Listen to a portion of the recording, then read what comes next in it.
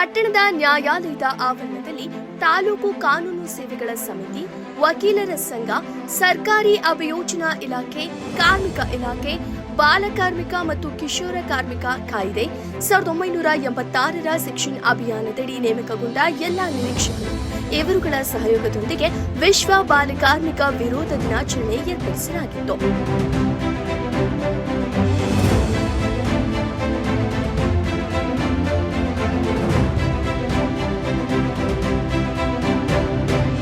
ನಂತರ ಪ್ರಧಾನ ಸಿವಿಲ್ ನ್ಯಾಯಾಧೀಶರಾದ ಅನುಪಮಾ ಡಿ ಮಾತನಾಡಿ, ಕುವೆಂಪು ಅವರ ಪರಿಕಲ್ಪನೆ ವಿಶ್ವ ಮಾನವ, ಮಗು ಹುಟ್ಟುತ್ತಲೇ ವಿಶ್ವ ಮಾನವನಾಗಿ ಹುಟ್ಟುತ್ತಾನೆ.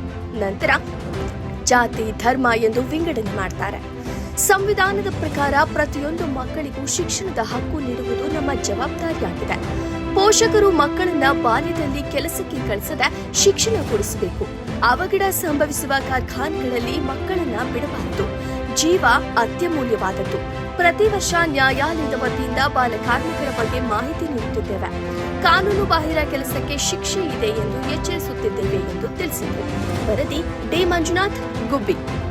ಕಾರ್ಮಿಕ ಇಲಾಖೆ, ವಕೀಲರ ಸಂಘ, ಅಭಿಯೋಜನಾ ಇಲಾಖೆ ಸಹಯೋಗದಲ್ಲಿ ಈ ಒಂದು ಬಾಲಕಾರ್ಮಿಕ ನಿಷೇಧ ಕಾರ್ಯಕ್ರಮವನ್ನು ಆಗಾಗ ಆಯೋಜಿಸ್ತಾನೆ ಇದ್ದೀವಿ.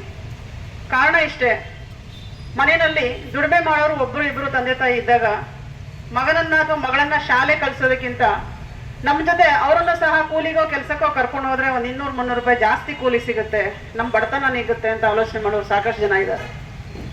ಇವತ್ತಿನ ದಿನ ನಾವು 200-300 ರೂಪಾಯಿಗೆ ಆಸೆ ಪಟ್ಟು ನನ್ನ ಮಕ್ಕಳಿಗೆ ಸಿಗಬಹುದಾದಂತಹ ಲಕ್ಷಾಂತರ ರೂಪಾಯಿ ಆದಾಯದ ಒಂದು ಕರ್ತವ್ಯ ನಿರ್ವಹಣೆಯನ್ನ, ಕೆಲಸವನ್ನ, ಸಮಾಜದ ಸೇವೆ ಮಾಡುವಂತಹ ಒಂದು ಕರ್ತವ್ಯವನ್ನ ಸರ್ಕಾರಿ ಅಧಿಕಾರಿಯಾಗಿ ಆತ ಕೆಲಸ ಮಾಡಬಹುದಾದಂತಹ ಅಥವಾ ಆಕೆ ಕೆಲಸ ಮಾಡಬಹುದಂತಹ ಒಂದು ಸಂದರ್ಭವನ್ನ ನಾವೇ ನಮ್ಮ ಕೈಯಾರೆ ಮೊಟಕುಗೊಳಿಸ್ತಾ ಇದ್ದೀವಿ ಅಂತ ಹೇಳಿ 3 ಜನ ಕಿಶೋರ ಕಾರ್ಮಿಕರು ಮತ್ತು ಒಬ್ಬ ಬಾಲಕಾರ್ಮಿಕರನ್ನ ರಕ್ಷಿಸಿ ಅವರನ್ನ ಪುನರ್ವಸತಿಗೊಳಿಸಿ ಅವ್ರ ಮುಖ್ಯವಾಹಿನಿಗೆ ತರುವಂತ ಪ್ರಯತ್ನ ನಾವು ಮಾಡಿದ್ದೀವಿ.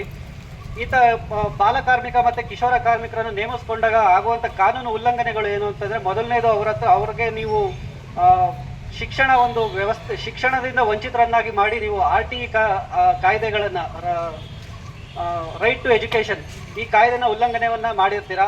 ಎರಡನೇದು ಅವರನ್ನ ಕೆಲಸ ಮಾಡಿಸೋದ್ರಿಂದ ಅಪಾಯಕಾರಿ ಉದ್ದಿಮೆಗಳಾಗಿರ್ತವೆ ಕೆಲವು